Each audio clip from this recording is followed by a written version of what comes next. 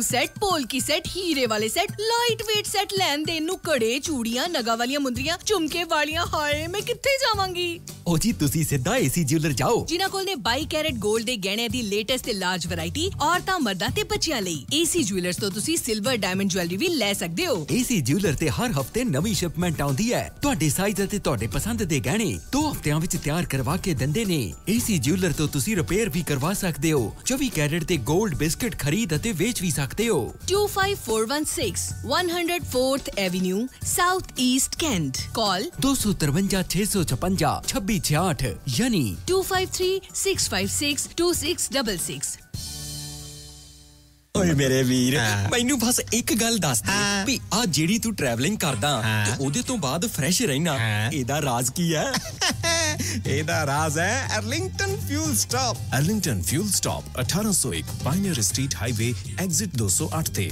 ਜਿੱਥੇ ਤੁਹਾਨੂੰ ਫ੍ਰੀ ਕਾਫੀ free fax service free truck parking ਰੋਟੀ ਠੇਕਾ ਲਾਂਡਰੀ ਸ਼ਾਵਰ ਤੇ ਟਰੱਕਾਂ ਦਾ ਹੋਰ ਵੀ ਸਾਮਾਨ ਆਸਾਨੀ ਨਾਲ ਮਿਲੇਗਾ ਹੁਣੇ ਕਾਲ ਕਰੋ 360 652 6066 ਯਾਨੀ 360652 6066 ਇਹ ਦੋ ਲੋਕੇਸ਼ਨਾਂ ਤੋਂ ਸੇਵਾਵਾਂ ਪ੍ਰਦਾਨ ਕਰਦੇ ਨੇ second location last hill travel centre 14814 ਐਲੋਮ street last hills phone number 661 797 2354 USA ਦੀ one of the biggest car dealership ਜੋ ਬੈਟਲਮ PH ਹੈ ਇੱਥੇ ਤੁਹਾਨੂੰ ਆਪਣੀ ਮਨਪਸੰਦ ਕਨਵਰਟੇਬਲ SUV ਜਾਂ ਫਿਰ ਟਰੱਕ ਰੈਡੀ ਸਟਾਕ ਮਿਲਦਾ ਹੈ ਇਹ ਤੁਹਾਨੂੰ ਤੁਹਾਡੀ ਆਪਣੀ ਮਾਂ ਬੋਲੀ ਪੰਜਾਬੀ ਵਿੱਚ ਕਾਰ ਚੂਜ਼ ਕਰਨ 'ਚ ਮਦਦ ਕਰਦੇ ਨੇ ਤੁਸੀਂ ਕਾਲ ਕਰ ਸਕਦੇ ਹੋ ਦਿਲਬਾਗ ਜਿੰਮੀ ਨੂੰ 6105704200 ਜਾਂ 4848988100 ਤੇ ਜਾਂ ਇਹਨਾਂ ਦੇ ਬਿਜ਼ਨਸ ਸਟਾਰ ਆਟੋ ਮਾਲ 3439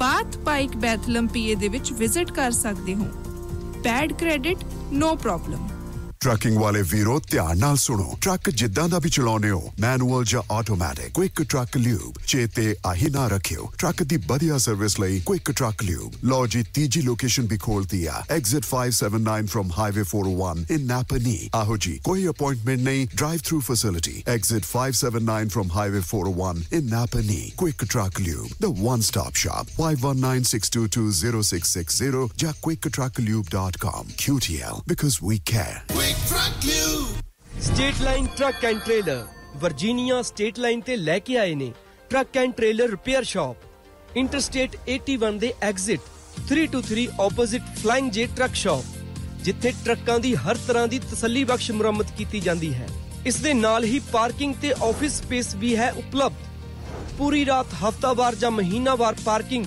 ਅਤੇ ਟਰੱਕ ਰਿਪੇਅਰ ਲਈ ਜ਼ਰੂਰ ਆਓ ਵਧੇਰੇ ਜਾਣਕਾਰੀ ਲਈ ਸੰਪਰਕ ਕਰੋ 6812600050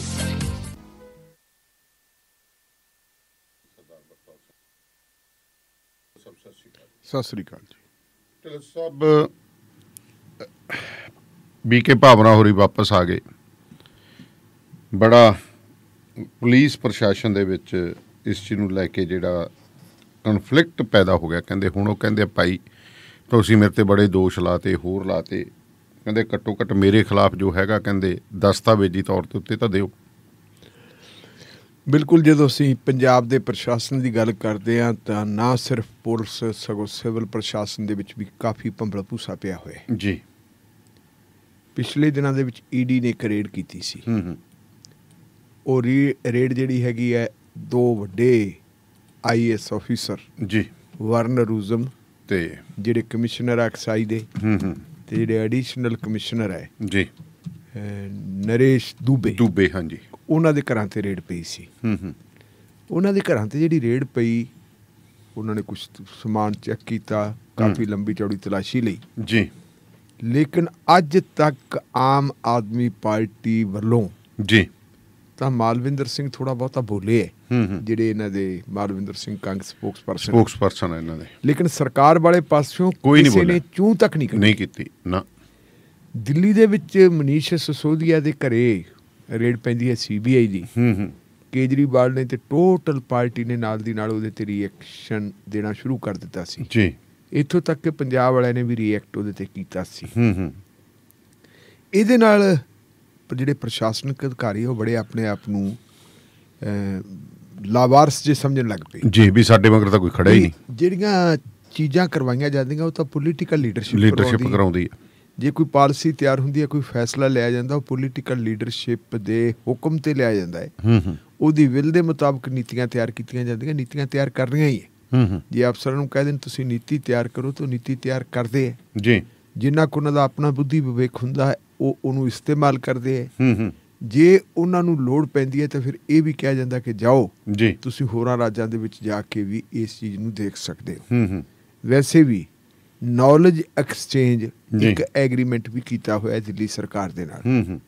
ਜੇ ਪੰਜਾਬ ਦੇ ਅਫਸਰ ਇੱਥੋਂ ਦਿੱਲੀ ਚਲੇ ਗਏ ਜੀ, ਮਨੀਸ਼ ਸਿਸੋਦੀਆ ਦੇ ਘਰੇ ਜਾ ਕੇ ਉਹਨਾਂ ਨੇ ਨੌਲੇਜ ਹਾਸਲ ਕਰ ਲਈ ਜੀ ਔਰ ਉਹਨਾਂ ਦੇ ਰੇਡਾਂ ਪੈ ਗਈਆਂ ਤੇ ਫਿਰ ਸਰਕਾਰ ਕਿਉਂ ਨਹੀਂ ਬੋਲੀ? ਇੱਕ ਵੱਡਾ ਸਵਾਲ ਹੈ।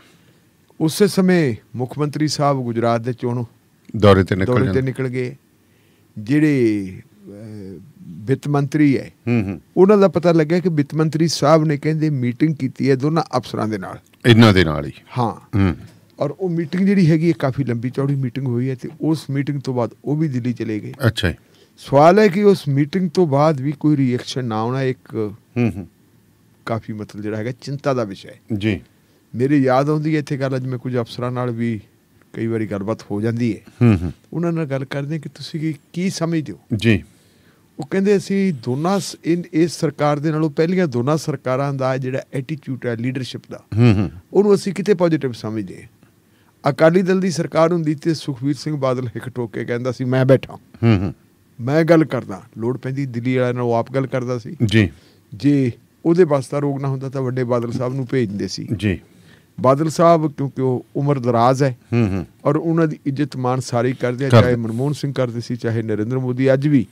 ਜੇ ਕੋਈ ਮਾੜੀ ਮੋਟੀ ਹੀਮ ਕੀਮ ਹੋ ਜੇ ਤੇ ਇਕੱਲਾ ਇਹ ਨਹੀਂ ਕਿ ਮਨੋਹਰ ਲਾਲ ਖੱਟਰ ਜਾ ਕੇ ਉਹਨਾਂ ਦੀ ਤਾਮੀਰ ਪੋਸ਼ੀ ਕਰਦਾ, ਪ੍ਰਧਾਨ ਮੰਤਰੀ ਸਾਹਿਬ ਵੀ ਫੋਨ ਕਰ ਲੈਂਦੇ ਜੀ।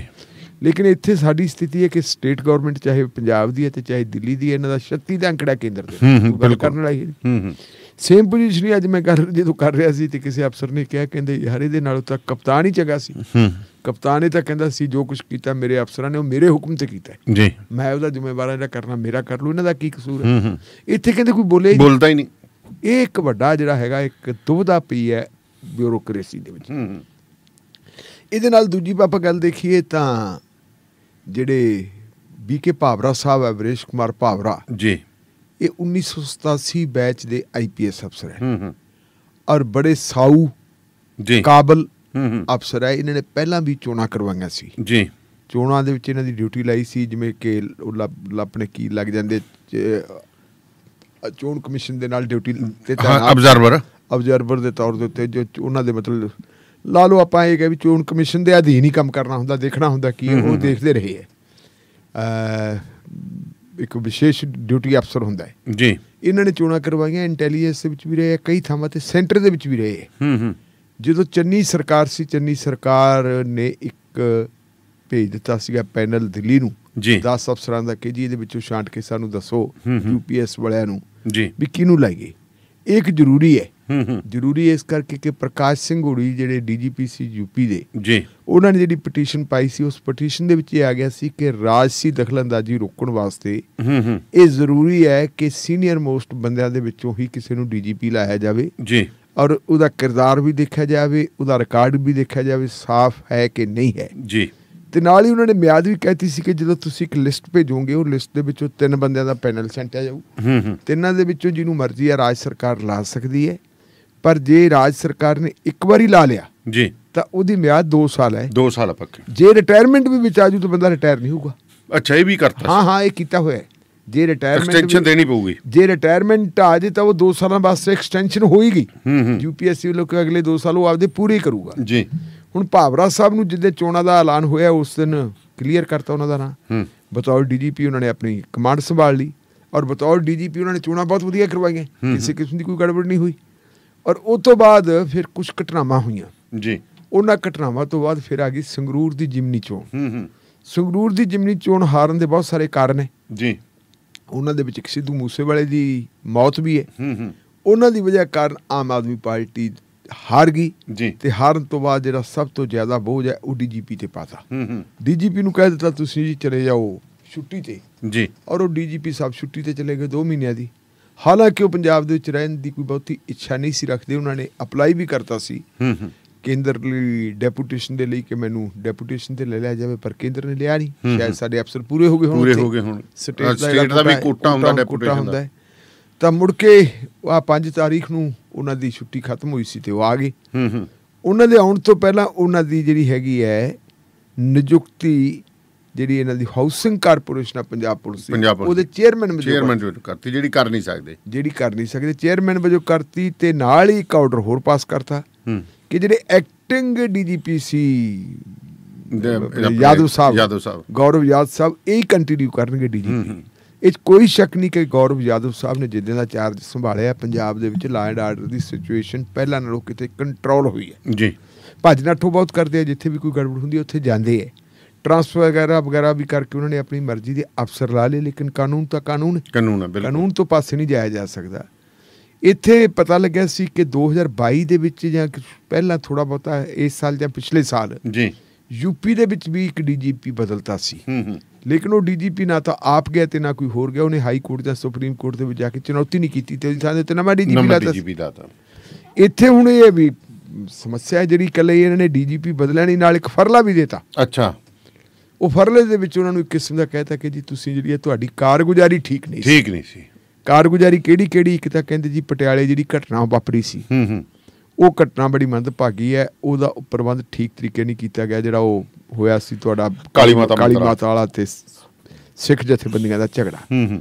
ਦੂਜਾ ਕਹਿੰਦੇ ਜੀ ਜਿਹੜਾ ਆਪਣਾ ਹੈਡਕੁਆਟਰ ਹੈ ਇੰਟੈਲੀਜੈਂਸ ਦਾ ਜੀ, ਉਹਦੇ ਤੇ ਹਮਲਾ ਹੋਇਆ ਸੀ, ਉਹ ਨਹੀਂ ਰੁਕ ਸਕਿਆ। ਤੇ ਤੀਜੀ ਆ ਗਈ ਤੁਹਾਡੀ ਇਹਦੀ ਅਸੈਸੀਨੇਸ਼ਨ ਸਿੱਧੂ ਮੂਸੇਵਾਲੇ, ਉਹਦੇ ਤੇ ਵੀ ਨਹੀਂ ਗੱਲ ਆਈ। ਠੀਕ ਹੈ ਜੀ, ਇਹਦੇ ਵਿੱਚ ਡੀਜੀਪੀ ਦਾ ਕਸੂਰ ਕੀ ਹੈ? ਕੀ ਡੀਜੀਪੀ ਦੇ ਖਿਲਾਫ ਕੋਈ ਇਨਕੁਆਇਰੀ ਸ਼ੁਰੂ ਕੀਤੀ ਸੀ? ਇਹੀ ਤਾਂ ਗੱਲ ਹੈ। ਇਨਕੁਆਇਰੀ ਸ਼ੁਰੂ ਕਰਕੇ ਉਹਨੂੰ ਕਿਸੇ ਕਿਸਮ ਦੀ ਮਤਲਬ ਉਹਨੇ ਕੋਈ ਪੜਤਾਲ ਕੀਤੀ ਸੀ ਜਾਂ ਨਹੀਂ ਕੀਤੀ ਸੀ? ਜਦੋਂ ਡੀਜੀਪੀ ਨੇ ਛੁੱਟੀ ਤੋਂ ਆਉਣਾ ਸੀ, ਛੁੱਟੀ ਜਾਣ ਵੇਲੇ ਨਹੀਂ ਕੁਛ ਕਿਹਾ, ਆਉਣ ਵੇਲੇ ਨੂੰ ਉੱਪਰ ਚੱਟੂ ਫੜਾਤਾ ਡੀਜੀਪੀ ਸਾਹਿਬ ਨੂੰ ਵੀ। ਲਓ ਜੀ ਭਾਵਰਾ ਸਾਹਿਬ ਤੁਸੀਂ ਦੱਸੋ, ਭਾਵਰਾ ਸਾਹਿਬ ਕੀ ਦੱਸਣ? ਭਾਵਰਾ ਸਾਹਿਬ ਜੇ ਤਾਂ ਯੂਪੀ ਵਾਲੇ ਡੀਜੀਪੀ ਸਾਹਿਬ ਨੂੰ ਚੁੱਪ ਕਰਕੇ ਆਪਦੀ ਭਾਣਾ ਮੰਨ ਕੇ ਹਾਊਸਿੰਗ ਕਾਰਪੋਰੇਸ਼ਨ 'ਚ ਬੈਠੇ ਰਹਿੰਦੇ ਠੀਕ ਸੀ, ਪਰ ਉਹਨਾਂ ਨੇ ਇੱਕ ਨਵਾਂ ਸਵਾਲ ਖੜਾ ਕਰਤਾ। ਅੱਛਾ ਜੀ, ਉਹਨਾਂ ਨੇ ਸਰਕਾਰ ਨੂੰ ਸਵਾਲਾਂ ਦੀ ਝੜੀ ਲਾਤੀ। ਅੱਛਾ ਜੀ, ਕਿ ਤੁਸੀਂ ਮੈਨੂੰ ਇਹ ਤਾਂ ਕਹਿਦਾ ਕਿ ਮੇਰੀ ਕਾਰਗੁਜ਼ਾਰੀ ਢਿੱਲੀ ਹੈ, ਪਰ ਸਬੂਤ ਦਿਓ। ਮੇਰੀ ਕਾਰਗੁਜ਼ਾਰੀ ਢਿੱਲੀ ਹੋਣ ਦੇ ਦਸਤਾਵੇਜ਼ੀ ਸਬੂਤ ਜਿਹੜੇ ਹੈਗੇ ਮੈਨੂੰ ਦਿਓ ਤਾਂ ਕਿ ਮੈਂ ਤੁਹਾਨੂੰ ਜਵਾਬ ਦੇ ਸਕਾਂ।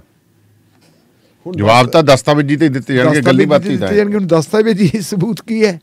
ਜੇ ਤਾਂ ਦਸਤਾਵੇਜ਼ੀ ਸਬੂਤ ਹੁਣ ਬਣਾਉਂਦੇ ਤੇ ਕਹਿਣਗੇ 2 ਮਹੀਨੇ ਕੀ ਕਰਦੇ ਸੀ, ਬਾਅਦ ਚ ਬਣਾਏ।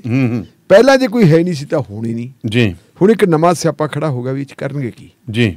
ਇਹਦੇ ਨਾਲ ਹੀ ਇੱਕ ਮੈਂ ਹੋਰ ਦੱਸ ਦੇਵਾਂ ਗੱਲ ਕਿ ਜਿਹੜਾ ਐਕਟਿੰਗ ਡੀਜੀਪੀ ਲਾਉਣ ਦੀ ਕਹਾਣੀ ਹੈ 2018 ਦੇ ਵਿੱਚ ਸੁਪਰੀਮ ਕੋਰਟ ਦਾ ਇੱਕ ਹੋਰ ਫੈਸਲਾ ਹੋ ਗਿਆ ਸੀ। ਅੱਜ ਦੇ ਅਜੀਤ ਅਖਬਾਰ ਦੇ ਵਿੱਚ ਹਰਕਮਲਜੀਤ ਹੋਰਾਂ ਦੀ ਫਰੰਟ ਪੇਜ ਦੀ ਸਟੋਰੀ ਹੈ। ਅੱਛਾ ਜੀ, ਉਹ ਕਹਿੰਦੇ 2018 'ਚ ਜਿਹੜਾ ਫੈਸਲਾ ਇਸ ਵਿੱਚ ਕਿਹਾ ਕਿ ਐਕਟਿੰਗ ਡੀਜੀਪੀ ਲਾਇਆ ਹੀ ਨਹੀਂ ਜਾ ਸਕਦਾ। ਅੱਛਾ, ਹੁਣ ਇਹਨਾਂ ਨੂੰ ਐਕਟਿੰਗ ਡੀਜੀਪੀ ਲਾਤਾ। ਅਗਲੀ ਐਕਟਿੰਗ ਡੀਜੀਪੀ ਕਿੰਨੀ ਦੇਰ ਤੱਕ ਰੱਖਿਆ ਜਾ ਸਕਦਾ? 6 ਮਹੀਨਿਆਂ ਲਈ। 6 ਮਹੀਨੇ ਲਈ 2 ਮਹੀਨੇ ਤੋਂ ਉੱਪਰ ਦਾ ਸਮਾਂ ਹੋ ਗਿਆ। ਅੱਗੇ ਉਹ ਤੋਂ ਬਾਅਦ ਕੀ ਹੋਊਗਾ? ਫਿਰ ਜਿਹੜਾ ਹੈਗਾ ਮਿਆਦ ਉਹਨਾਂ ਦੀ ਫਿਰ ਹੈ ਡੀਜੀਪੀ ਵਾਲੀ। ਸੋ ਇੱਕ ਬਹੁਤ ਵੱਡਾ ਜਿਹੜਾ ਨਾ ਭੰਬਲ ਭੂਸਾ ਪਿਆ ਹੋਇਆ ਹੈ ਜੀ, ਇੱਕ ਬਹੁਤ ਵੱਡਾ ਕ੍ਰਾਈਸਿਸ ਖੜਾ ਹੋਇਆ ਹੈ। ਇਹਦੇ 'ਚ ਹੁਣ ਅਗਲੀ ਗੱਲ ਆਉਂਦੀ ਹੈ ਕਿ ਜਦੋਂ ਡੀਜੀਪੀ ਸਾਹਿਬ ਫਿਰ ਜਵਾਬ ਦੇਣਗੇ, ਜੇ ਉਹ ਕੋਈ ਕਿਸੇ ਕਿਸਮ ਦੇ ਡਾਕੂਮੈਂਟਸ ਦੇ ਦਿੰਦੇ ਤਾਂ ਫਿਰ ਡੀਜੀਪੀ ਸਾਹਿਬ ਭਾਵਰਾ ਸਾਹਿਬ ਕਈ ਗੱਲਾਂ ਹੋਰ ਕਹਿ ਸਕਦੇ। ਉਹ ਕਹਿ ਸਕਦੇ ਕਿ ਸਿੱਧੂ ਮੂਸੇਵਾਲੇ ਦੀ ਸਿਕਿਉਰਿਟੀ ਘਟ ਗਈ ਸੀ ਤੇ ਜਗਜ਼ਾਰ ਕਿਹਨੇ ਕੀਤੀ? ਉਹ ਦਿੱਲੀ ਵਾਲੀ ਟੀਮ ਦੀ ਬੀਬੀ ਕਿਹੜੀ ਹੈ ਜਿਹਨੇ ਅਖਬਾਰਾਂ ਵਾਲਿਆਂ ਨੂੰ ਫੋਨ ਕਰਕੇ ਦਿੱਤਾ? ਫਿਰ ਮੁੱਖ ਮੰਤਰੀ ਦੇ ਪੇਜ ਦੇ ਉੱਤੇ ਕਿਹਨੇ ਪਾਈ? ਉਹਨਾਂ ਦੇ ਖਿਲਾਫ ਕੀ ਕਾਰਵਾਈ ਕੀਤੀ? ਇਹ ਕਾਫੀ ਜਿਹੜੀ ਹੈਗੇ ਕੰਟਰਡਿਕਸ਼ਨਸ ਹੈਗੀਆਂ, ਕਾਫੀ ਕਮੀਆਂ ਪੇਸ਼ੀਆਂ। ਇਹ ਸਰਕਾਰ ਦੇ ਮੂੰਹ ਦੇ ਵਿੱਚ ਕੋੜ ਕਿਰਲੀ ਆ ਗਈ ਜੀ। ਖਾਂਦੇ ਕੋੜੀ ਤੇ ਛੱਡਦੇ ਕਲੰਕੀ। ਦੂਜੇ ਪਾਸੇ ਆਪਾਂ ਦੇਖੀ ਕਿ ਜਿਸ ਹਿਸਾਬ ਦੇ ਨਾਲ ਸੈਂਟਰ ਪਿਆ ਹੋਇਆ ਇਹਨਾਂ ਦੇ ਮਗਰ ਸੈਂਟਰ ਦੇ ਨਾਲ, ਕਿਉਂਕਿ ਸਿੱਧੀ ਟੱਕਰ ਆ ਗਈ ਹੈ ਗੁਜਰਾਤ ਦੇ ਵਿੱਚ, ਸਿੱਧੀ ਟੱਕਰ ਆ ਗਈ ਯਾਰ ਹਿਮਾਚਲ ਪ੍ਰਦੇਸ਼ ਦੇ ਵਿੱਚ, ਉਧਰੋਂ ਤੁਹਾਡੀ ਜਿਹੜੀ ਆਦਮਪੁਰ ਦੀ ਜਿਮਨੀ ਚੋਣ ਆ ਗਈ ਹੈ, ਉੱਥੇ ਵੀ ਕੇਜਰੀਵਾਲ ਸਾਹਿਬ ਨੇ ਕੱਲ ਤਿਰੰਗਾ ਯਾਤਰਾ ਕੱਢਤੀ, ਉੱਥੇ ਵੀ ਪਹੁੰਚ ਗਏ ਆ, ਭਗਵੰਤ ਸਿੰਘ ਮਾਨ ਹੋਰੀ ਵੀ ਪਹੁੰਚ ਗਏ। ਤੇ ਫਿਰ ਹੁਣ ਉਹ ਕਸਰ ਕਿਉਂ ਛੱਡਣਗੇ ਜਿਹੜੀ ਚੀਜ਼ ਉਹਨਾਂ ਕੋਲ CBI ਹੈ। CBI ਤਾਂ ਚਲੋ ਨਹੀਂ ਆ ਸਕਦੀ ਸੀ, ED ਹੈ। ED ਤੋਂ ਇਲਾਵਾ ਕਿਉਂਕਿ ਹੋਰ ਕੁਛ ਵੀ ਹੈ, ਫਿਰ ਆਪ ਪਟੀਸ਼ਨ ਵੀ ਪੈ ਸਕਦੀ ਹੈ, ਪਟੀਸ਼ਨ ਕਿਸੇ ਹੋਰ ਬੰਦੇ ਤੋਂ ਵੀ ਉਹ ਪਵਾ ਸਕਦੇ ਹੈ। ਮਤਲਬ ਕਾਫੀ ਜਿਹੜੀ ਹੈਗੀ ਹੈ, ਮੈਨੂੰ ਇਹ ਪਤਾ ਲੱਗਿਆ ਕਿ ਹੁਣ ਥੋੜ੍ਹਾ ਜਿਹਾ ਸਰਕਾਰ ਜਿਹੜੀ ਹੈ ਹਲਚਲ ਜੀ ਹੋਈ ਹੈ ਸਰਕਾਰ ਦੀ। ਪਰ ਸਰਕਾਰ 'ਚ ਹਲਚਲ ਤਾਂ ਹੋ ਗਈ ਢਿੱਲੋਂ ਸਾਹਿਬ। ਮੈਨੂੰ ਕਈ ਵਾਰੀ ਇਹ ਲੱਗਦਾ ਵੀ ਸਰਕਾਰ ਜਿਹੜਾ ਕੁਝ ਕਰੀ ਜਾਂਦੀ ਆਮ ਤੌਰ ਦੇ ਉੱਤੇ ਐਡਵਾਈਜ਼ਰ ਜਾਂ ਇਹੋ ਜਿਹੇ ਬੰਦੇ ਵੀ ਨਹੀਂ ਦੀਂਦੇ, ਤਾਂ ਮਨ ਮਰਜ਼ੀਆਂ ਦੀਆਂ ਜਿਹੜੀ ਉੱਥੋਂ ਫੂਕ ਵੱਜ ਜਾਂਦੀ ਹੈ ਬੰਸਰੀ 'ਚ, ਆਪਾਂ ਨੂੰ ਕੀ ਕਹਿੰਦੇ ਫੂਕਣੀ 'ਚ, ਫੂਕਣੀ ਕਹਾਂਗੇ, ਬੰਸਰੀ ਵੀ ਤਾਂ ਹਰੇ ਕੁਛ ਕੱਢਦੀ ਹੈ, ਧੁੰਨ ਕੱਢਦੀ ਹੈ ਜਾਂ ਹੋਰ ਕੁਛ ਕੱਢਦੀ ਹੈ, ਫੂਕਣੀ ਮੇਰੇ ਖਿਆਲ ਮੁਤਾਬਕ ਸਰਕਾਰ ਜਿਹੜੀ ਹੈ ਅਣਜਾਣ ਹੈ। ਸਰਕਾਰ ਨੂੰ ਬਹੁਤਾ ਪਤਾ ਨਹੀਂ। ਸਰਕਾਰ ਦੇ ਕੋਲੇ ਜਿਹੜੇ ਜਿਹਨੂੰ ਆਪਾਂ ਤਜਰਬੇਕਾਰ ਅਫਸਰ ਕਹਿ ਸਕਦੇ ਹਾਂ, ਤਜਰਬੇਕਾਰ ਅਫਸਰਾਂ ਦੀ ਕੋਈ ਟੀਮ ਵੀ ਹੈ ਨਹੀਂ ਗੀ। ਜਾਂ ਕਈ ਵਾਰੀ ਇਹ ਹੁੰਦੀ ਹੈ ਕਿ ਆਮ ਤੌਰ 'ਤੇ ਸਿਆਣੇ ਸਿਆਸਤਦਾਨ ਉਹ ਹੁੰਦੇ ਹੈ ਜਿਹੜੇ ਆਪਣੇ ਅਫਸਰਾਂ ਨਾਲ ਰਹਿ ਕਰਦੇ ਆ। ਇੱਥੇ ਮੇਰਾ ਖਿਆਲ ਵੀ ਅਫਸਰਾਂ ਨਾਲ ਰਹਿ ਕਰਨ ਤੋਂ ਗੁਰੇਜ਼ ਕੀਤਾ ਜਾ ਰਿਹਾ ਵੀ ਸਾਨੂੰ ਇਹ ਨਾ ਸਮਝ ਲੈਣ ਵੀ ਇਹਨਾਂ ਨੂੰ ਕੁਛ ਆਉਂਦਾ ਨਹੀਂ। ਜੋ ਦਿੱਲੀ ਤੋਂ ਹੁਕਮ ਆਉਂਦੇ ਉਹਨਾਂ ਨੂੰ ਲਾਗੂ ਕੀਤਾ ਜਾਂਦਾ। ਜਿਹੜੀ ਉਹ ਦਿੱਲੀ ਤੋਂ ਹੁਕਮ ਆਉਂਦੇ ਨਾ ਬਸ ਰਫੜ ਉੱਥੋਂ ਹੀ ਪੈਂਦਾ, ਉੱਥੋਂ ਪੈਂਦਾ ਦਿੱਲੀ ਵਾਲਾ। ਕਿ ਦਿੱਲੀ ਵਾਲਿਆਂ ਨੂੰ ਵੀ ਇਸ ਢੰਗ ਦਾ ਪੁਲਿਸ ਦਾ ਤਾਂ ਤਜਰਬਾ ਫਿਰ ਉਹਨਾਂ ਨੂੰ ਵੀ ਹੈ ਨਹੀਂ। ਲਾ ਐਂਡ ਆਰਡਰ ਦਾ ਉਹਨਾਂ ਕੋਲ ਤਾਂ ਪੁਲਿਸ ਹੈ ਹੀ ਨਹੀਂ, ਲਾ ਐਂਡ ਆਰਡਰ ਹੀ ਨਹੀਂ ਪਤਾ ਉਹਨਾਂ ਨੂੰ ਹੁੰਦਾ ਕੀ। ਉਹ ਲਾ ਐਂਡ ਆਰਡਰ ਤਾਂ ਉੱਥੇ ਕੇਂਦਰ ਵਾਲੇ ਦੇਖਦੇ। ਔਰ ਦਿੱਲੀ ਬਾਰੇ ਵੀ ਗੱਲਾਂ ਬੜੀਆਂ ਅਫਵਾਹਾਂ ਆ ਰਹੀਆਂ। ਉਹ ਕਹਿੰਦੇ ਸ਼ਾਇਦ ਅਗਲੀ ਚੋਣ ਹੋਣ ਤੋਂ ਪਹਿਲਾਂ ਦਿੱਲੀ ਨੂੰ ਵੀ ਯੂਨੀਅਨ ਟੈਰੀਟਰੀ ਬਣਾ ਦੇਣ। ਬਣਾ ਹੋ ਵੀ ਸਕਦਾ। ਅਮਿਤ ਸ਼ਾਹ ਕੀਤਾ ਇਸ ਪਾਸੇ ਨੂੰ ਲੱਗੇ ਹੋਏ। ਇਹ ਬਾਹਲਾ ਮਤਲਬ ਜਿਹੜੀ ਇੱਕ ਅਲਿਊਜ਼ਨ ਜੀ, ਇੱਕ ਸੰਕਟ ਜਿਹਾ ਖੜਾ ਹੋਇਆ ਵਾ। ਕੀ ਨਿਕਲਦਾ ਦੇਖਦੇ ਇਹਦੇ 'ਚ ਜੀ। Malwa truck line and trailer repair ਜੀ, ਇੱਥੇ ਹਰ ਤਰ੍ਹਾਂ ਦੇ ਮੇਕ ਦੇ ਰੀਫਰ ਆ ਜਿਹੜੇ ਤੁਸੀਂ ਰਿਪੇਅਰ ਕਰਾ ਸਕਦੇ ਹੋ। ਉਹਦੇ 'ਚ ਗੈਸ ਰੀਫਿਲ ਕਰਾ ਸਕਦੇ ਹੋ ਜਾਂ ਇੰਜਨ ਰੀਬਿਲਟ ਕਰਾ ਸਕਦੇ ਹੋ। DOT ਸੇਫਟੀ, ਕਲੱਚ, ਬ੍ਰੇਕਾਂ, ਟਰਾਂਸਮਿਸ਼ਨ ਗੇਅਰ ਦਾ ਕੰਮ ਕਰਾ ਸਕਦੇ ਹੋ। DEF cleaning 10224 residency road Manassas, highway 66 exit 43 ਤੇ ਨਈ ਲੋਕੇਸ਼ਨ ਹੈ। ਅਪੁਆਇੰਟਮੈਂਟ ਜਾਂ ਕਿਸੇ ਤਰ੍ਹਾਂ ਦੀ ਟੋ ਟਰੱਕ ਅਰੇਂਜਮੈਂਟ ਕਰਾਉਣ ਦੇ ਲਈ 8043728800 ਤੇ ਕਾਲ ਕਰ ਦੇਣਾ। ਰੇਡੀਓ ਪੰਜਾਬ ਟੂਡੇ ਦਾ ਹਵਾਲਾ ਜ਼ਰੂਰ ਦੇ ਦੇਣਾ। Punjab truck and trailer repair 1315 western Hanna avenue, Indianapolis. ਇਹਨਾਂ ਦੇ ਕੋਲੇ ਬਹੁਤ ਵਧੀਆ ਖੁੱਲ੍ਹੀ ਜਗ੍ਹਾ ਹੈ ਜੀ, ਬਹੁਤ ਵੱਡੀ ਟਰੱਕ ਸ਼ਾਪ ਹੈ। ਟਰੱਕਾਂ ਦੇ ਟਾਇਰ ਤੋਂ ਲੈ ਕੇ ਤੁਹਾਨੂੰ ਹਰ ਤਰ੍ਹਾਂ ਦੇ ਕੰਮ ਕਰਕੇ ਦਿੰਦੇ ਨੇ। 3179797205 ਜਾਂ 6612045818 ਦੇ ਉੱਤੇ ਤੁਸੀਂ ਕਾਲ ਕਰ ਸਕਦੇ ਹੋ।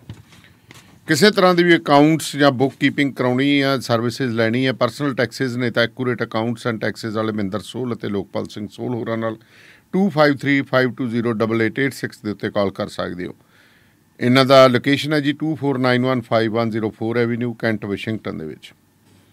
ਮੱਖਣ ਨਾਗਰਾ ਹੋਰਾਂ ਨੇ ਆਪਣਾ spice place Indian restaurant 23609 104 avenue, cantt ਤੇ ਖੋਲ੍ਹ ਲਿਆ ਜੀ। ਇੱਥੇ ਤੁਸੀਂ ਡਾਈਨ ਇਨ ਵੀ ਕਰ ਸਕਦੇ ਹੋ। ਸਾਰੇ ਇੰਡੀਅਨ ਖਾਣੇ ਤੁਹਾਨੂੰ ਇੱਥੇ ਉਪਲਬਧ ਨੇ। ਬਹੁਤ ਵਧੀਆ ਕੈਟਰਿੰਗ ਵੀ ਕਰਦੇ ਨੇ। ਹਰ ਔਨਲਾਈਨ ਡਿਲੀਵਰੀ 'ਤੇ ਅਵੇਲੇਬਲ ਨੇ। 2 ਲੋਕੇਸ਼ਨ ਹੈ ਜੀ ਇਹਨਾਂ ਦੀਆਂ। ਦੂਜੀ ਪਿਕਅਪ ਲੋਕੇਸ਼ਨ ਹੈ ਡਾਊਨਟਾਊਨ 1520 ਬਰਾਡਵੇ, ਸਿਆਟਲ ਦੇ ਵਿੱਚ। ਫ਼ੋਨ ਨੰਬਰ ਨੋਟ ਕਰ ਲਓ 2063531699 ਤੇ ਦੂਜਾ ਨੰਬਰ ਹੈ 2532467296 ਦੇ ਉੱਤੇ ਕਾਲ ਕਰ ਸਕਦੇ ਹੋ। ਢਿੱਲੋਂ ਸਾਹਿਬ, ਇਹ ਤਾਂ ਗੱਲ ਕੀਤੀ ਆਪਾਂ ਭਾਵਰਾ ਸਾਹਿਬ ਵਾਲੀ। ਕਾਨੂੰਨੀ ਦਾਅ ਪੇਚ ਦੇ ਵਿੱਚ ਫਸਦੀ ਨਜ਼ਰ ਆਉਂਦੀ ਹੈ। ਅਤੇ ਦੂਜੇ ਪਾਸੇ 58 ਲਾਅ ਅਫਸਰਾਂ ਦੇ ਜਿਹੜੇ ਨਿਯੁਕਤ ਕਰਨ ਲਈ ਇਸ਼ਤਿਹਾਰ ਦਿੱਤਾ ਹੈ, ਉਹਦੇ ਉੱਤੇ ਵੀ ਸੁਪਰੀਮ ਕੋਰਟ ਦੀ ਟਿੱਪਣੀ ਆਈ ਹੈ। ਦੇਖੋ, ਇੱਥੇ ਵੀ ਫਿਰ ਸਰਕਾਰ ਦਾ ਨਿਆਣਾਪਣ ਸਾਹਮਣੇ ਆਉਂਦਾ ਜੀ। ਪਹਿਲੀ ਗੱਲ ਹੈ ਕਿ ਸਰਕਾਰ ਦੇ ਲਗਭਗ 6 ਮਹੀਨੇ ਪੂਰੇ ਹੋਣੇ। ਬਿਲਕੁਲ ਹੋ ਗਏ ਜੀ। 16 ਮਾਰਚ ਨੂੰ ਸਹੁੰ ਚੁੱਕੀ ਸੀ ਤੇ ਅੱਜ ਸਮਝ ਲਓ ਤੁਸੀਂ 9 ਹੋ ਗਏ, ਇੱਕ ਹਫ਼ਤਾ ਹੀ ਰਹਿ ਗਿਆ ਜੀ 6 ਮਹੀਨੇ ਪੂਰੇ ਹੋਣ 'ਚ। 6 ਮਹੀਨੇ ਪੂਰੇ ਹੋਣ ਦੇ ਮਤਲਬ 6 ਮਹੀਨਿਆਂ ਦੇ ਸਮੇਂ ਦੌਰਾਨ ਜੀ ਅਜੇ ਤੱਕ ਆਪਣੇ ਲਾ ਅਫਸਰਾਂ ਦੀ ਪੂਰੀ ਟੀਮ ਨਹੀਂ ਬਣਾਈ ਜਾ ਸਕੀ। ਪਹਿਲਾਂ ਜਿਹੜੇ ਐਡਵੋਕੇਟ ਜਨਰਲ ਲਾਏ ਸੀ, ਉਹ ਲਾਏ ਸੀ ਸਰਦਾਰ ਅਨਮੋਲ ਰਤਨ ਸਿੰਘ ਸਿੱਧੂ ਜੀ। ਅਨਮੋਲ ਰਤਨ ਸਿੰਘ ਸਿੱਧੂ ਹੋਰਾਂ ਨੇ ਆਪਣੇ ਲਾ ਅਫਸਰਾਂ ਦੀ ਇੱਕ ਲਿਸਟ ਤਿਆਰ ਕੀਤੀ ਤੇ ਉਹਨਾਂ ਨੇ ਸਰਕਾਰ ਕੋਲ ਭੇਜਤੀ ਜੀ, ਇਹਨਾਂ ਨੂੰ ਪ੍ਰਵਾਨਗੀ ਦੇ ਦਿਓ ਜੀ। ਲੰਬਾ ਸਮਾਂ ਉਹਨਾਂ ਨੂੰ ਪ੍ਰਵਾਨਗੀ ਨਹੀਂ ਮਿਲੀ। ਕਾਰਨ ਕੀ ਸੀ? ਕਾਰਨ ਕਹਿੰਦੇ ਇਹ ਸੀ ਕਿ ਦਿੱਲੀ ਵਾਲੀ ਟੀਮ ਨੇ ਇੱਕ ਲਿਸਟ ਉਹਦੇ ਵਿੱਚ ਹੋਰ ਵਾੜਤੀ ਸੀ ਜੀ ਕਿ ਜੀ ਆ ਸਾਡੀ ਲਿਸਟ ਵੀ ਇਹਨਾਂ ਬੰਦੇ ਲਾਉਣੇ ਪੈਣਗੇ।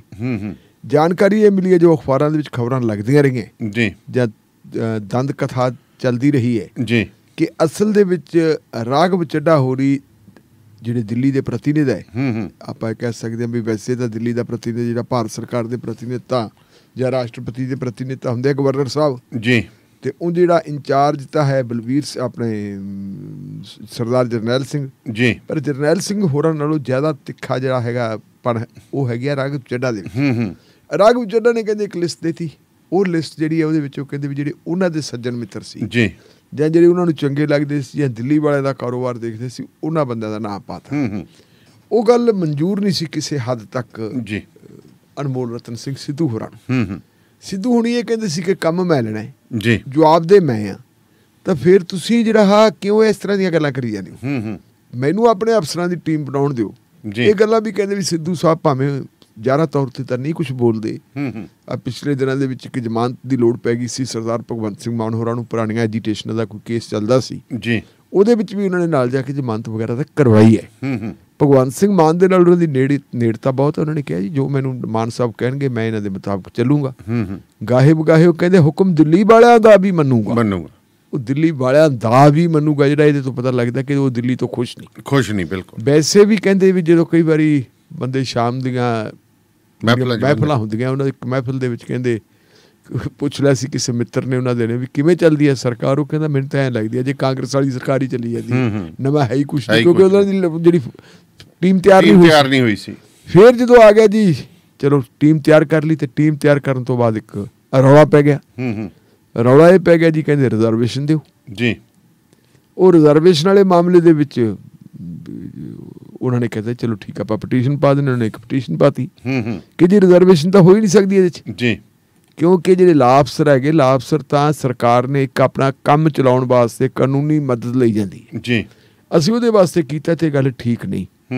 ਪਹਿਲਾਂ ਪਟੀਸ਼ਨ ਦਾਇਰ ਕਰਤੀ ਤੇ ਫਿਰ ਪਟੀਸ਼ਨ ਵਾਪਸ ਵੀ ਲੈ ਲਈ ਜੀ। ਉਸ ਤੋਂ ਬਾਅਦ ਹੋਇਆ ਕੀ ਕਿ ਸਰਦਾਰ ਅਨਮੋਲ ਰਤਨ ਸਿੰਘ ਸਿੱਧੂ ਨੇ ਅਸਤੀਫਾ ਦਿੱਤਾ ਕਿ ਨਿੱਜੀ ਕਾਰਨਾਂ ਕਰਕੇ, ਘਰੇਲੂ ਕੰਮ ਧੰਦੇ ਕਰਕੇ ਮੈਂ ਭਾਈ ਛੁੱਟੀ ਚਾਹੁੰਦਾ। ਹੁਣ ਗੱਲ ਆ ਵੀ ਜਿੱਦੇ ਉਹਨਾਂ ਨੇ ਚਾਰਜ ਸੰਭਾਲਿਆ ਘਰੇਲੂ ਕੰਮ ਧੰਦੇ ਤਾਂ ਉੱਤੇ ਵੀ ਦਿਖਦੇ ਸੀ। ਇਹਦਾ ਮਤਲਬ ਹੈ ਕਿ ਕੁਝ ਠੀਕ ਨਹੀਂ ਸੀ, ਤਾਂ ਹੀ ਹੋ ਗਏ। ਨਵੇਂ ਐਡਵੋਕੇਟ ਜਨਰਲ ਆ ਕੇ ਵਿਨੋਦ ਘਈ ਸਾਹਿਬ, ਇਹਨਾਂ ਨੂੰ ਲੈ ਕੇ ਵੀ ਚਰਚਾ ਕਾਫੀ ਚੱਲਦੀ ਰਹੀ। ਇਹ ਗੱਲ ਆ ਗਈ ਜੀ ਵਿਨੋਦ ਘਈ ਸਾਹਿਬ ਤਾਂ ਮਤਲਬ ਕਈ ਜਿਹੜੇ ਹੈਗੇ ਵਿਵਾਦਗ੍ਰਸਤ ਮੁਕੱਦਮੇ ਦੇ ਵਿੱਚ ਵਕੀਲ ਹੈ, ਜਿਹੜੇ ਪੰਜਾਬ ਸਰਕਾਰ ਦੇ ਉਲਟ ਹੈ। ਮਿਸਾਲ ਦੇ ਤੌਰ ਤੇ ਡੇਰਾ ਮੁਖੀ ਵਾਲਾ ਕੇਸ ਹੋ ਗਿਆ ਜੀ, ਉਧਰੋਂ ਤੁਹਾਡਾ ਸੁਮੈਤ ਸਿੰਘ ਸੈਣੀ ਵਾਲਾ ਹੋ ਗਿਆ, ਫਿਰ ਤੁਹਾਡਾ ਉਹ ਆਪਣਾ ਇੱਕ ਦੋ ਜਿਹੜੇ ਹੁਣ ਆ ਫੜਾਈ ਹੁੰਦੀ ਹੈ ਕਾਂਗਰਸੀ ਲੀਡਰਾਂ ਦੀ, ਇਹਨਾਂ ਕੇਸਾਂ ਦੇ ਵਿੱਚ ਵੀ ਕਹਿੰਦੇ ਜੀ ਇੱਕ ਦੋ ਕੇਸਾਂ ਦੇ ਵਿੱਚ ਉਹ ਸੀਗੇ। ਉਦੋਂ ਇਹ ਲੱਗਦਾ ਸੀ ਕਿ ਰਫੜ ਫੇਰ ਪਊਗਾ। ਚਲੋ ਕਰ ਕਰਾ ਕੇ ਫਿਰ ਗੱਲ ਮੁੱਕ ਗਈ। ਉਹ ਕਹਿੰਦੇ ਜੀ ਲਾਅ ਅਫਸਰਾਂ ਦੀ ਟੀਮ ਤਿਆਰ ਕਰ ਲਓ, ਤੇ ਇੱਕ ਟੀਮ ਜਿਹੜੀ ਹੈਗੀ ਜੀ ਡਿਕਲੇਅਰ ਕਰਤੀ। ਡਿਕਲੇਅਰ ਕਰਨ ਤੋਂ ਬਾਅਦ 58 ਸੀਟਾਂ ਹਾਲੇ ਖਾਲੀ ਪੈ ਗਏ। ਜਿਹੜੀਆਂ 58 ਸੀਟਾਂ ਪਈਆਂ ਉਹਦੇ ਤੇ ਫਿਰ ਬਿਆਨ ਆ ਗਿਆ ਭਗਵੰਤ ਸਿੰਘ ਮਾਨ ਦਾ ਜੀ, ਅਸੀਂ ਜਿਹੜੇ ਸਾਡੇ ਰਿਜ਼ਰਵ ਕੈਟੇਗਰੀ ਦੇ ਭੈਣ ਭਰਾ ਹੈ ਉਹਨਾਂ ਨੂੰ ਅਸੀਂ ਜਿਹੜਾ ਹੈਗਾ ਇਹਦੇ 'ਚ ਭਰਤੀ ਕਰਾਂਗੇ। ਦਲਿਤ ਭਾਈਚਾਰੇ ਨੂੰ ਪਹਿਲੀ ਵਾਰੀ ਅਸੀਂ ਨੁਮਾਇੰਦਗੀ ਦੇਵਾਂਗੇ ਜਿਹੜੀ ਉਹਨਾਂ ਦਾ ਹਿੱਸਾ ਬਣਦਾ ਜੀ, ਔਰ ਉਹਨਾਂ ਦੀ ਖਾਤਰ ਅਸੀਂ ਅਲੱਗ ਜਿਹੜੇ ਹੈਗੇ ਇਸ਼ਤਿਹਾਰ ਦੇਵਾਂਗੇ ਕਿ ਅਸੀਂ ਉਹਨਾਂ ਦੀ ਭਰਤੀ ਕਰ ਰਹੀ ਹਾਂ।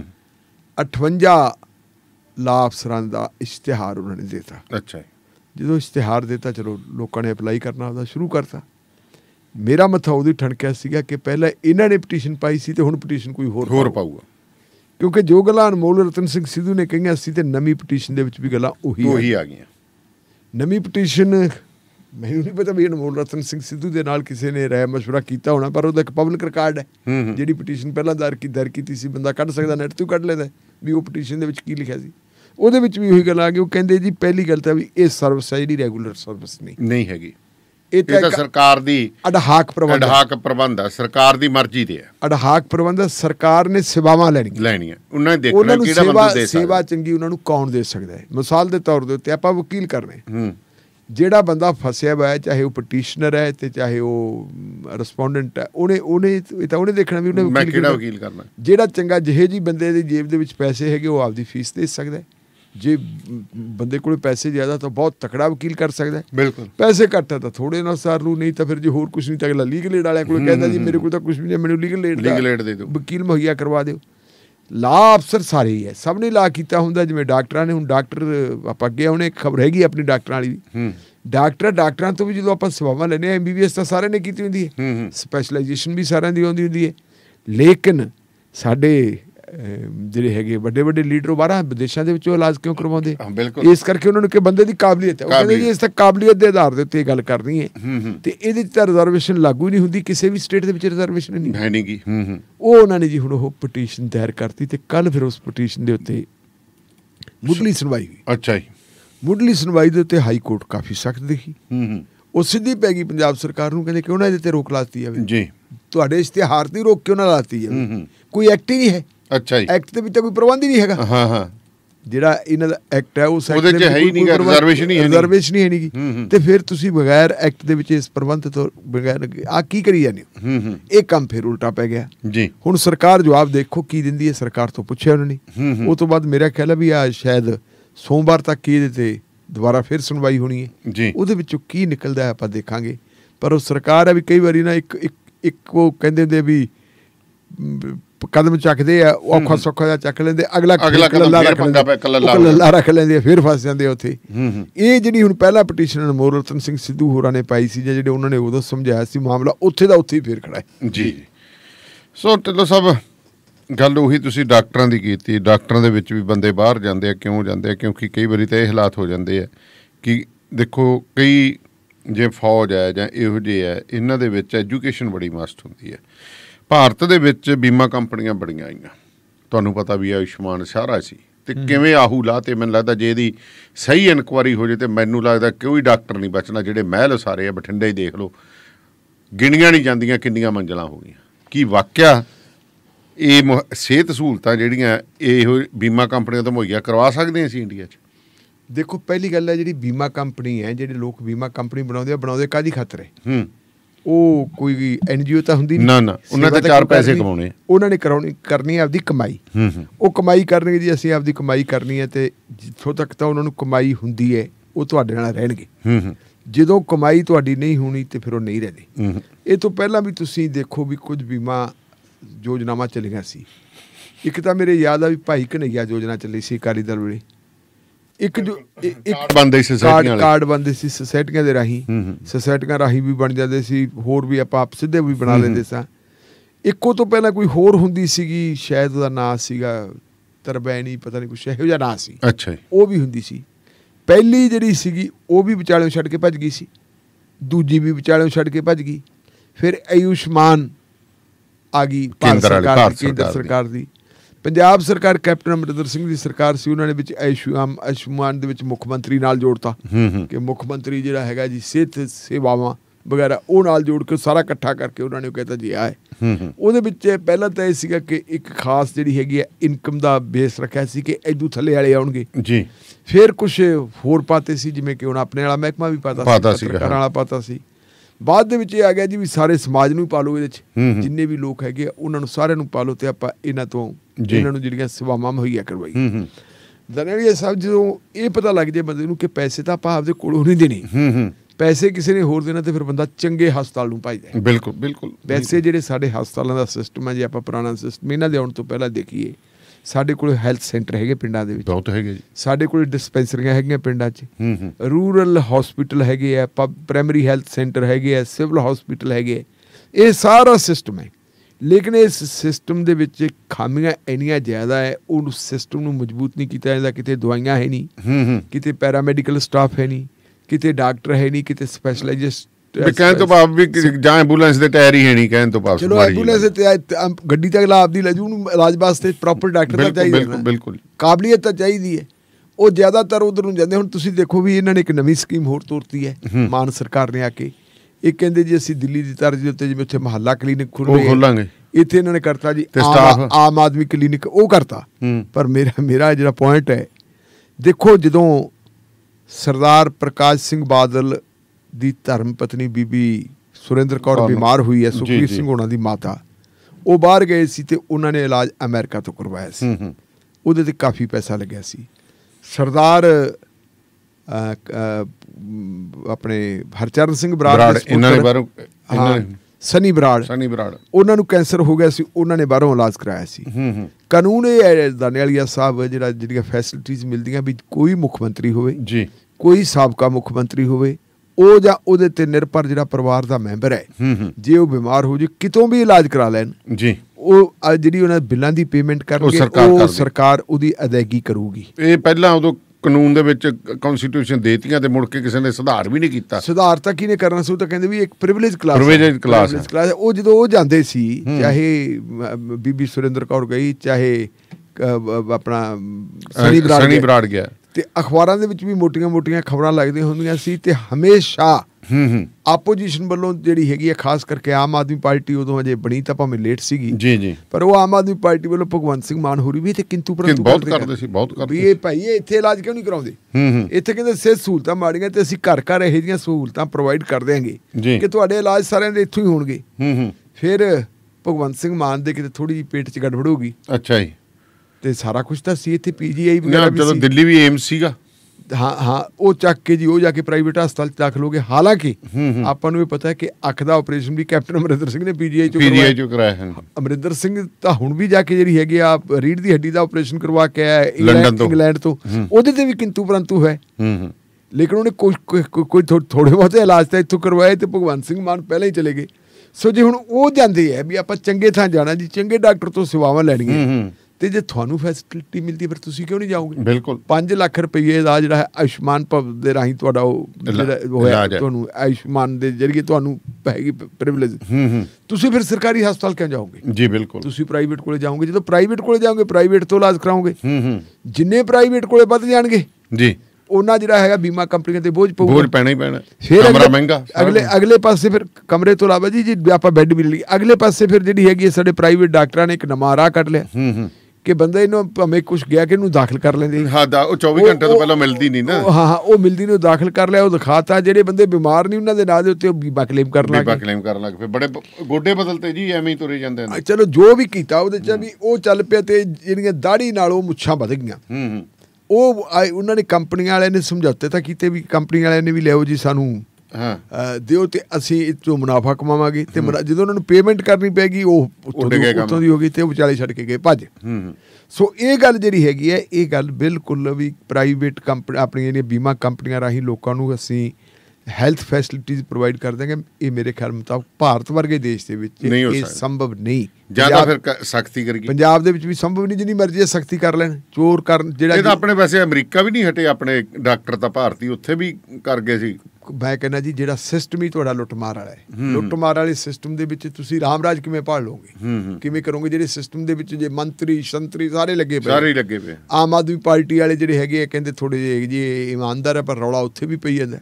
ਅੱਜ ਇੱਕ ਥਾਣੇਦਾਰ ਸਸਪੈਂਡ ਹੋਇਆ। ਅੱਛਾ ਜੀ। ਕੋਟ ਫਤਿਹ ਦਾ। ਉਹ ਮੈਂ ਉੱਥੇ ਕੁਦਰਤੀ ਮੈਂ ਵੀ ਪੁਲਿਸ ਹੈਡਕੁਆਟਰ 'ਚ ਹੀ ਫਿਰਦਾ ਸੀ, ਜਿਹੜਾ ਬਠਿੰਡੇ ਵਾਲਾ ਹੈ। ਹੋਇਆ ਕੀ ਕਿ ਇੱਕ ਆਪਣੇ MLA ਸਾਹਿਬ ਹੈ ਇੱਥੋਂ ਦੇ ਮੌੜ ਦੇ, ਤੇ ਉਹ MLA ਸਾਹਿਬ ਨੇ ਕਿਤੇ ਮੇਰੇ ਖਿਆਲ ਰਾਤ ਰੇਡ ਵਗੈਰਾ ਕੀਤੀ ਹੋਣੀ ਹੈ, ਕਿਤੇ ਕੋਈ ਨਿਕਲਦੀ ਸੀ ਆਪਣੀ ਮਾਈਨਿੰਗ ਮੂਨਿੰਗ ਵਾਲਾ ਚੱਲੀ ਜਾਂਦੀ ਹੈ, ਰੇਤਾ ਨਿਕਲਦਾ ਸੀ। ਉੱਥੇ ਗਏ, ਉੱਥੇ ਕਹਿੰਦੇ MLA ਸਾਹਿਬ ਦੀ ਕੋਈ ਤਲਕਲਾਮੀ ਹੋਈ ਜਾਂ ਨਹੀਂ ਹੋਈ, ਤਾਂ ਇਹ ਪਤਾ ਲੱਗ ਗਿਆ ਕਿਸੇ TV ਚੈਨਲ ਵਾਲੇ ਪੱਤਰਕਾਰ ਨੂੰ। ਉਹਨੇ ਫੋਨ ਕਰ ਲਿਆ ਜੀ ਦੱਸੋ ਕੀ ਹੈ? ਉਹ ਕਹਿੰਦਾ ਜੀ ਮੈਨੂੰ ਤਾਂ ਮਾਰਤਾ ਸੀ ਰਾਤ, ਮੇਰੇ ਤਾਂ ਰਾਤ ਮੇਰੀ ਗੱਡੀ ਦੇ ਉੱਤੇ ਕਹਿੰਦੇ ਉਹ ਤਾਂ ਚੜਾਉਂਦੇ ਸੀਗੇ ਉਹਦੇ ਜੀ। ਅੱਛਾ, ਉਹਨਾਂ ਨੇ SSP ਤੋਂ ਪੁੱਛ ਲਿਆ, SSP ਕਹਿੰਦੇ ਸਾਡੇ ਕੋਲ ਤਾਂ ਕੰਪਲੇਂਟ ਹੀ ਨਹੀਂ ਆਈ। ਅੱਛਾ, ਜਦੋਂ ਕੰਪਲੇਂਟ ਨਹੀਂ ਆਈ ਉਹ ਕਹਿੰਦੇ ਚਲੋ ਦੇਖਦੇ ਹਾਂ ਅਸੀਂ। ਉਧਰੋਂ ਖਬਰ ਚੱਲ ਗਈ, ਖਬਰ ਚੱਲਣ ਤੋਂ ਬਾਅਦ ਵੀ ਜੀ MLA ਦੇ ਉੱਤੇ ਜਿਹੜਾ ਹੈਗਾ ਗੱਡੀ ਚਲਾਉਣ ਦੀ ਕੋਸ਼ਿਸ਼ ਕੀਤੀ। ਫਿਰ ਪੁੱਛਗਿੱਛ ਕੀਤੀ, ਉਹ MLA ਕਹਿੰਦਾ ਜੀ ਮੈਂ ਤਾਂ SHO ਨੂੰ ਦੱਸਿਆ ਸੀ। ਮਾਈਨਿੰਗ ਜਿਹੜੀ SHO ਦੇ ਕਹਿਣ ਤੇ ਹੁੰਦੀ ਹੈ, ਉਹਦੇ ਤੇ ਜੀ ਮਤਲਬ ਉਹ ਹੈਗਾ SHO ਕਰਤਾ ਕੋਟ ਫਤਿਹ ਦਾ ਸਸਪੈਂਡ। ਹੁਣ ਸਿਆਪਾ ਇਹ ਹੈ ਕਿ SHO ਕੋ ਜਿਹੜਾ ਹੈਗਾ, ਜਿਹੜਾ ਕੋਟ ਫਤਿਹ ਥਾਣਾ ਹੈ ਜਾਂ ਕੋਟ ਫਤਿਹ ਥਾਣੇ ਦਾ ਜਿਹੜਾ ਹੈਡਕੁਆਟਰ ਹੈ ਉਹ ਪੈਂਦਾ ਬਠਿੰਡਾ ਦਿਹਾਤੀ 'ਚ।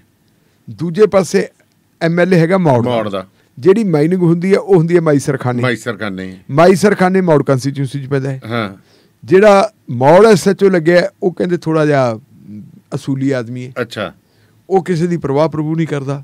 ਹੁਣ ਉੱਥੇ ਜਿਹੜਾ ਰਫੜ 2 MLA ਦਾ ਵੀ ਪੈ ਗਿਆ ਕਿ ਇਹ ਮੇਰੀ ਜਗੀਰ ਹੈ, ਮੇਰੀ ਜਗੀਰ। ਅੱਛਾ, ਜਗੀਰਾਂ ਵੀ ਇਸ ਵੇਲੇ ਵੰਡੀਆਂ ਹੋਈਆਂ। SHO 2 ਹੋ ਗਏ। ਪਤਾ ਨਹੀਂ ਗਰਮੀ ਸਰਦੀ ਕਿਹਦੇ ਨਾਲ ਸੀ, ਤੇ ਜਿਹੜਾ ਉਹ ਕਹਿੰਦੇ ਉਹਦੇ ਰਗੜਿਆ ਗਿਆ ਕੋਟ ਫਤਿਹ ਵਾਲਾ ਸਸਪੈਂਡ ਉਹ ਕਰਤਾ। ਅਫਸਰ ਵੀ ਹੁਣ ਕੀ ਕਰਨ, ਉਹਨੂੰ ਕਰਨਾ ਪੈਣਾ ਕਿ MLA ਦਾ ਮਾਮਲਾ। ਸੋ ਇਹ ਕਈ ਚੀਜ਼ਾਂ ਇਹੋ ਜਿਹੀਆਂ ਵਿੱਚੋਂ। ਨਾਲੇ ਢਿੱਲੋਂ ਸਾਹਿਬ ਉਹ ਜਿਹੜੀ ਆਪਾਂ ਗੱਲ ਕੀਤੀ ਨਾ ਸੱਤਾ ਦੇ ਦਲਾਲ, ਆ ਜਿੱਥੇ ਮਾਈਨਿੰਗ ਹੁੰਦੀ ਹੈ, ਇਹ ਜਨਮੇਜਾ ਸਿੰਘ ਸੇਖੋਂ ਜਦੋਂ ਮੌੜ ਤੋਂ MLA ਸੀ ਉਦੋਂ ਵੀ ਧੜੱਲੇ ਨਾਲ ਹੁੰਦੀ ਸੀ। ਫਿਰ ਕਾਂਗਰਸ ਆ ਗਈ ਉਦੋਂ ਵੀ ਧੜੱਲੇ ਨਾਲ ਚੱਲੀ, ਤੇ ਫਿਰ ਹੁਣ ਆਮ ਆਦਮੀ ਪਾਰਟੀ ਹੁਣ ਫਿਰ ਆਹੂ ਲਾਤੇ। ਉਹੀ ਖੱਡਾ। ਕਾਂਗਰਸ ਵੇਲੇ ਤਾਂ ਇੱਕ ਬੜੀ ਅਜੀਬ ਗੱਲ ਹੋਈ ਸੀ। ਕਾਂਗਰਸ ਵੇਲੇ ਤਾਂ ਗੱਲ ਬੜੀ ਅਜੀਬ ਹੋਈ ਸੀ। ਇੱਕ SHO ਨੂੰ ਕਿਹਾ ਗਿਆ, ਤੁਸੀਂ ਵੀ ਜਾਣਦੇ SHO ਨੂੰ, ਮੈਂ ਵੀ ਜਾਣਦਾ, ਕਿ ਭਾਈ ਇੱਥੇ ਆਹ ਕੰਮ ਤੈਨੂੰ ਆਹ ਕਰਨਾ ਪਊ। ਉਹਦਾ ਜੀ ਮੈਥੋਂ ਤਾਂ ਕੰਮ ਨਹੀਂ ਹੋਣਾ, ਮੈਂ ਲੋਕਲ ਹੈਗਾ ਇਸ ਜ਼ਿਲ੍ਹੇ ਦਾ ਰਹਿਣ ਵਾਲਾ, ਉਹਦੀ ਬਦਲੀ ਕਰਵਾਤੀ। ਉੱਥੇ SHO ਆਪਦੀ ਮਰਜ਼ੀ ਦਾ ਲੈ ਆਂਦਾ ਜੀ, ਮਰਜ਼ੀ ਦਾ ਲੈ ਆਂਦਾ। ਤੇ ਗਾਂ ਜਿਹੜਾ ਬੰਦਾ ਇਹ ਕੰਮ ਸਰਕਾਰ ਵਾਲੇ ਪਾਸੋਂ ਲੱਗਿਆ ਹੋਇਆ ਸੀ ਕਰਵਾਉਣ ਲਈ, ਉਹਦੀਆਂ ਬਾਹਾਂ ਬਹੁਤ ਲੰਬੀਆਂ ਸੀ। ਅੱਛਾ, ਉਹਦਾ ਭਰਾ ਪੁਲਿਸ ਦੇ ਵਿੱਚ, ਤੇ ਉਹ ਕਿਸੇ ਵੱਡੇ ਪਰਿਵਾਰ ਦੇ ਫਰਜ਼ੰਦ ਦੇ ਨਾਲ ਜੁੜਿਆ ਹੋਇਆ ਸੀ ਜੀ। ਅੱਛਾ, ਜਦੋਂ ਉਹਨੂੰ ਇਹ ਮੇਰਾ ਭਰਾ ਗਿਆ ਤੇ ਉਹਨੇ ਚੱਕੀ ਦੀ ਆਪਦੀ ਬੰਦੂਕ ਤੇ ਉਹ ਚਲਾ ਗਿਆ ਉੱਥੇ ਮਾਈਨਿੰਗ ਵਾਲਿਆਂ ਤੇ ਗਾ ਮਾਈਨਿੰਗ ਜਿੱਥੇ ਕਰਦੇ ਉਹ ਕਿਹੜਾ ਘੱਟ ਹੁੰਦੇ। ਉੱਥੇ ਪਤਾ ਨਹੀਂ ਕਿਸ ਢੰਗ ਦੇ ਨਾਲ ਤੇ ਗੋਲੀ ਚੱਲ ਗਈ। ਅੱਛਾ ਜੀ। ਗੋਲੀ ਚੱਲ ਗਈ, ਬੰਦੇ ਦੀ ਹੋ ਗਈ ਮੌਤ। ਦਾਨੇਵਾਲੀਆ ਸਾਹਿਬ ਭਗਵੰਤ ਸਿੰਘ ਮਾਨ ਵਾਸਤੇ ਚੈਲੰਜ ਹੈ, ਜੇ ਕੱਢਣਾ ਤਾਂ ਚੱਕੋ ਦਾ ਕੱਢੋ ਫਾਈਲ। ਉਹਦੇ ਵਿੱਚ ਕੀ ਕੀਤਾ ਵੀ ਉੱਥੇ ਬੰਦਾ ਲੈਣ, ਉੱਥੇ ਉਹਦੇ ਚ ਕੀ ਹੋਇਆ ਕਿ ਕੇਸ ਨਹੀਂ ਦਰਜ ਹੋਇਆ 302 ਦਾ। ਅੱਛਾ, ਦਰਜ ਹੀ ਨਹੀਂ ਹੋਇਆ ਕੇਸ ਨਹੀਂ ਦਰਜ। 174 ਦੀ ਕਾਰਵਾਈ ਕਰਤੀ ਵੀ ਜੀ ਬੰਦੂਕ ਆਪਦੀ ਆਪ ਚੱਲ ਗਈ। ਉੱਥੇ ਚੱਲੀ ਤਾਂ ਉੱਥੇ ਲੈਣ ਕੀ ਗਿਆ? ਉੱਥੇ ਬੰਦੂਕ ਲੈਣ ਕੀ ਗਿਆ ਸੀ? ਰਾਤ ਨੂੰ ਕੀ ਲੈਣ ਗਿਆ? ਦਫਾ 44 ਲੱਗੀ ਨਹੀਂ ਸੀ ਕੀ ਵੈਪਨ ਚੱਕ ਸਕਦਾ ਸੀ ਬੰਦਾ? ਉਹ ਵੈਪਨ ਉੱਥੇ ਕਿਉਂ ਗਿਆ? ਕਰਾ ਲਓ ਤਫਤੀਸ਼, ਕਰਾ ਲਓ ਜਾਂਚ।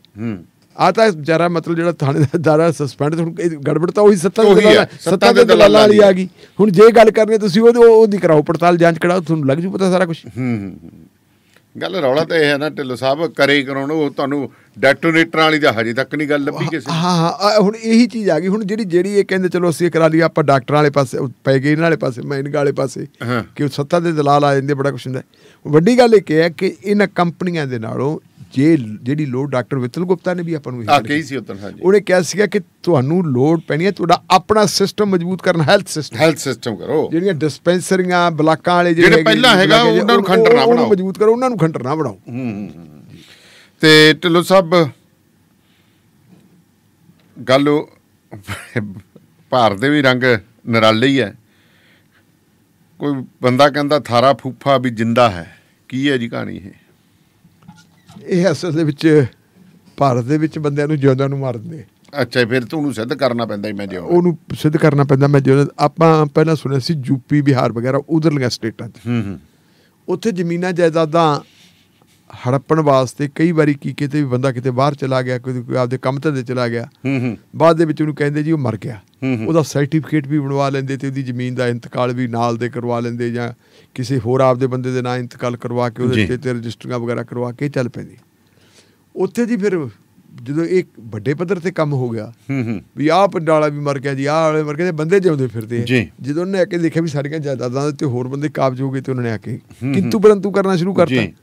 ਚਲੋ ਅਦਾਲਤਾਂ 'ਚ ਕੇਸ ਕੂਸ ਹੋਣ ਲੱਗੇ, ਫਿਰ ਉਹਨਾਂ ਨੇ ਮਿਲ ਕੇ ਇੱਕ ਯੂਨੀਅਨ ਬਣਾ ਲਈ, ਮ੍ਰਿਤਕ ਯੂਨੀਅਨ ਜੀ, ਹਿੰਦੀ 'ਚ ਕਹਿੰਦੇ ਆ ਮ੍ਰਿਤਕ ਸੰਘ। ਅੱਛਾ ਜੀ। ਉਹ ਮ੍ਰਿਤਕ ਸੰਘ ਬਣਾ ਕੇ ਉਹਨਾਂ ਨੇ ਫਿਰ ਆਪਦੀ ਲੜਾਈ ਸ਼ੁਰੂ ਕਰਤੀ। ਕੇਸ ਚੱਲ ਪਏ ਜੀ। ਕੇਸ ਹੁਣ ਜਿਹੜਾ ਤੁਸੀਂ ਮਤਲਬ ਹੈ ਵੀ ਮੈਨੂੰ ਮਰਿਆ ਦਿਖਾਤਾ ਤੇ ਮੈਂ ਜਿਉਂਦਾ ਫਿਰਦਾ, ਮੈਂ ਜਿਹੜਾ ਕੇਸ ਕਰੂੰਗਾ ਅਦਾਲਤ ਦੇ ਵਿੱਚ ਤੇ ਮੈਂ ਉੱਥੇ ਪਾਊਂਗਾ ਨਾ ਵੀ ਮ੍ਰਿਤਕ ਬਖਤੌਰ ਸਿੰਘ, ਕਿਉਂਕਿ ਮੈਨੂੰ ਮ੍ਰਿਤਕ ਕਰਾਰ ਦੇਤਾ ਨਾ ਜੀ, ਤੇ ਆਵਾਜ਼ ਜਿਹੜੀ ਪੈਂਦੀ ਫਿਰ ਦਾਨੇਵਾਲੀਆ ਸਾਹਿਬ ਉੱਥੇ ਪੈਣੀ ਹੈ ਕਿ ਮ੍ਰਿਤਕ ਬਖਤੌਰ ਸਿੰਘ ਵਰਸਸ ਸਵਰਨ ਸਿੰਘ ਦਾਨੇਵਾਲੀਆ। ਆ ਜਾਓ, ਮਤਲਬ ਜਿਉਂਦੇ ਬੰਦਿਆਂ ਨੂੰ ਮ੍ਰਿਤਕ ਬਣਾਇਆ ਜਾਂਦਾ। ਇਹ ਗੱਲ ਉੱਥੇ ਚੱਲਦੀ ਹੁੰਦੀ ਸੀ, ਤੇ ਹਾਸੀ ਆਉਂਦੀ ਵੀ ਯਾਰ ਇਹ ਨਾ ਗਲਤ ਹੈ ਤਾਂ ਜੀ, ਇਹੋ ਜਿਹੀ ਤਾਂ ਗੱਲ ਨਹੀਂ, ਤਾਂ ਅਖਬਾਰਾਂ ਵਾਲਿਆਂ ਨੇ ਝੂਠੀ ਖਬਰ ਲਾਤੀ। ਹੁਣ ਜੀ ਇੱਕ ਬਾਬਾ ਹੈ ਜੀ, ਉਮਰ 102 ਸਾਲ। ਅੱਛਾ ਜੀ। ਨਾ ਹੈ ਦੂਲੀ ਚੰਦ, ਪਿੰਡ ਉਹਦਾ ਹੈਗਾ ਜੀ ਗਾਂਦਰਾ, ਰੋਹਤਕ 'ਚ, ਰੋਹਤਕ ਹਰਿਆਣੇ 'ਚ।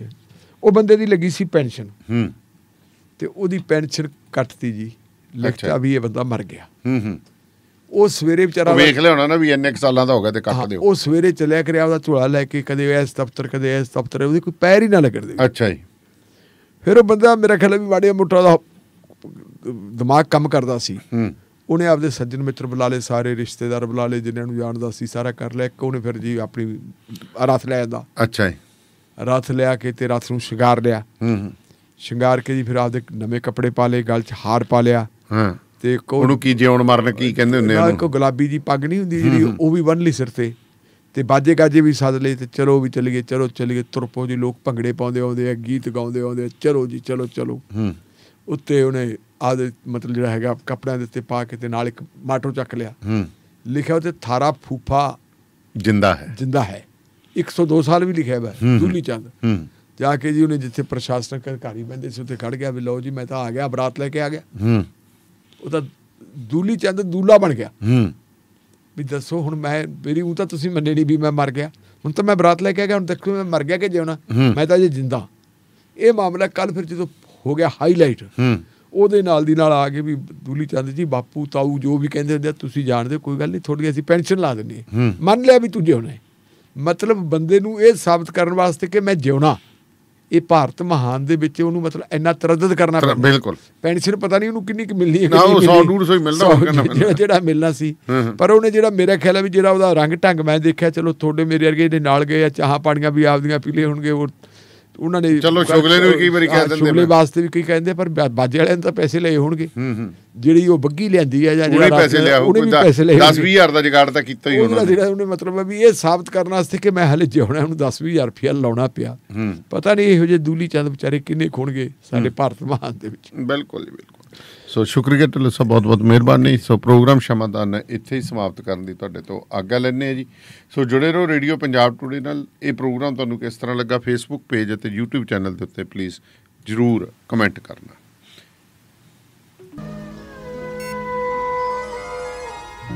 ਸ਼ਮਾਦਾਨ।